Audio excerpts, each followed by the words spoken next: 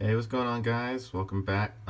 This is gonna be a different video than what I normally post. I'm making this video to help out if you decide to upsize your wheels and tires on your car, and most people assume that they take the same PSI as the tires that they just took off. Um, which is actually not true unless the load index is about the same. But most people, for example, they coming from 18-inch wheels or 19-inch wheels, they go to 20-inch wheels, or if they have 18s, they go to 19s, and they get new tires to fit the speed rating. Um, but sometimes they just assume that they take the same PSI level as the wheels and tires that they just take off. So this chart right here, provided by Discount Tire, it actually tells you what PSI you need to put in your tires if you are changing them from OE size, original equipment size.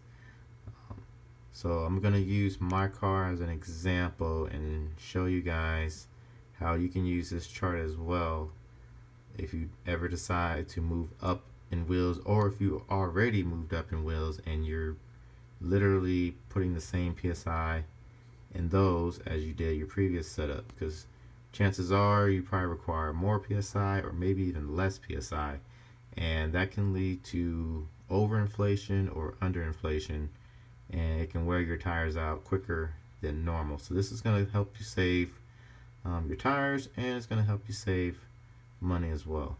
So here we have the standard load chart, and below we have the Excel chart.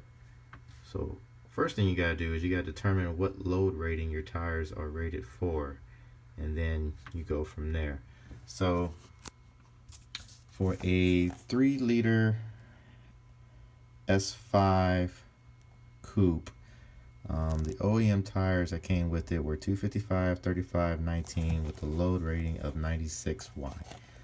Normal load conditions is 38 in the front, 32 in the rear, and full load conditions is 41, 38.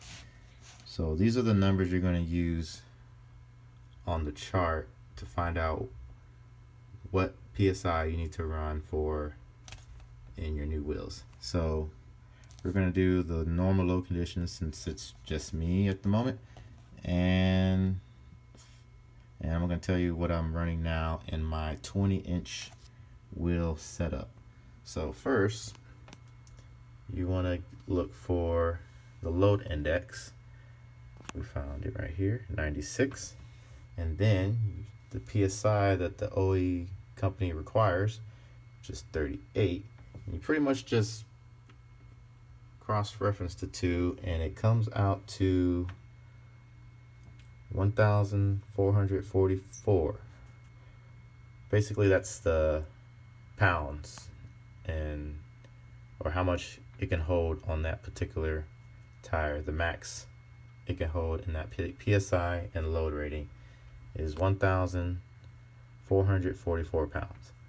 So that's the most important number right here, because you're going to use that number to determine the PSI for your new setup.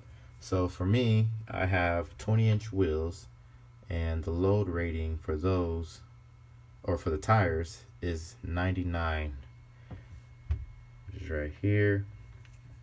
So basically, after you get the load rating on your new tires, you first you just go across until you find a number that is higher than the OE setup, and we have it right here at 1474.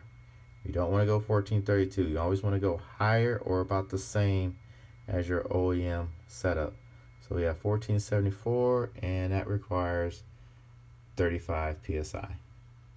So we actually drop 3 PSI levels from the OE setup.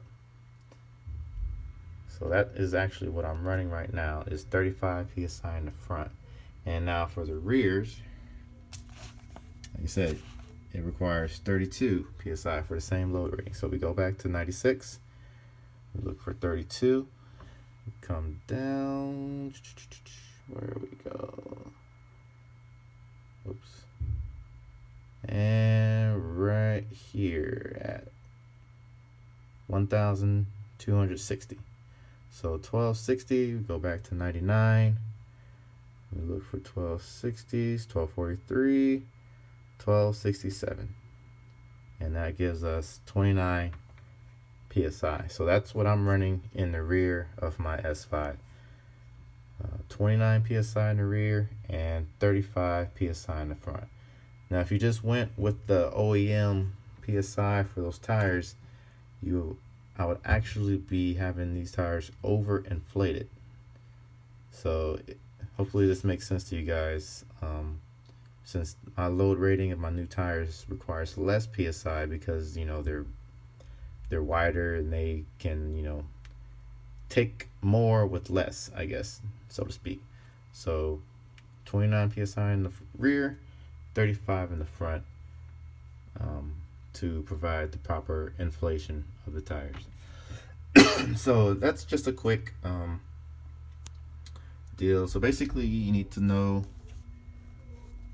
the PSI for your OEM setup, and then whatever tires you decide to buy, you find out the load index of those, and then you take the load index of your OEM setup, get the number down here, and then cross-reference it to your new setup, whatever that may be, and that should be the correct PSI that you should be running for your car.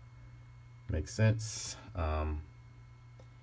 This will save you money, this will save you time, and chances are you will have a more comfortable ride, because if you're running higher PSI than what is required, then you might have a stiff ride, so to speak. So if you have any questions, like I said, this is more a tutorial, I guess, on what to do when you're upsizing your wheels and tires.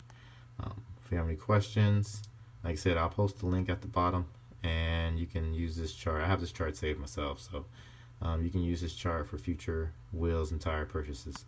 Like I said, if you have any questions, just let me know. Thanks.